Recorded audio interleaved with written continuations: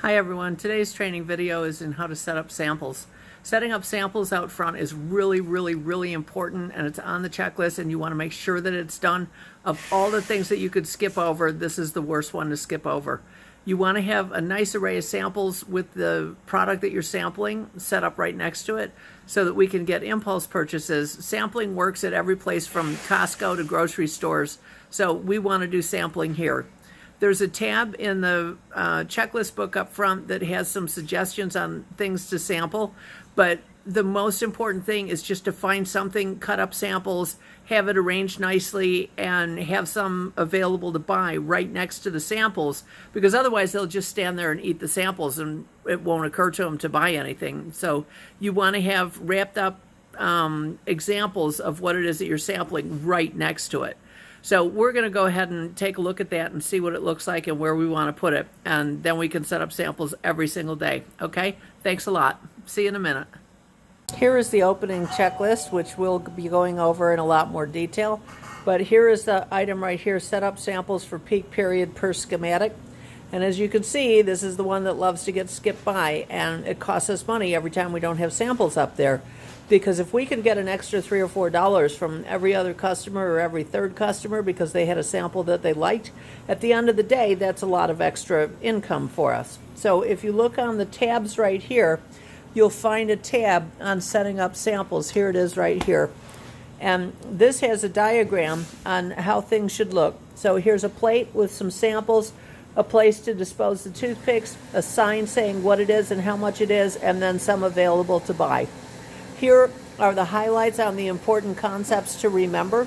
Be sure to replenish as necessary and keep it fresh looking. So you want to have what it is and the price and some for people to buy. So this will also have ideas on things to cut up for samples. So if you cut something up and then you've got some that are too small or irregular edges or whatever, use those for samples.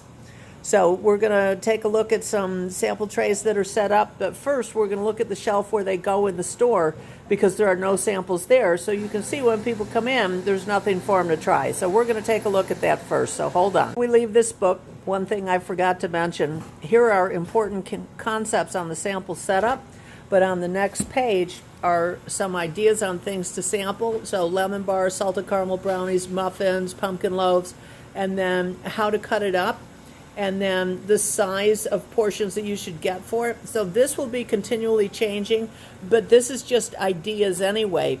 Anything that you have in a regular piece or that you want to move or that you want to sell, you could turn into samples.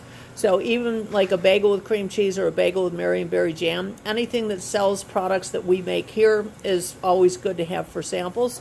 So we could do samples from balsamic vinegar, for example, with some bagels to dip into them. So this page is in the book, right behind the sample setup page, right under the samples tab, way down into the book. It's an example of a chocolate chip cookie that we've cut up to use for samples. So we'll want to take the samples and put them over here onto a nice plate, and then put toothpicks in them, and then have a little sign saying what they are, and then a little cup to dispose of the toothpicks, and then over to the right we're going to want to have cookies for them to just grab and go. So that's an example.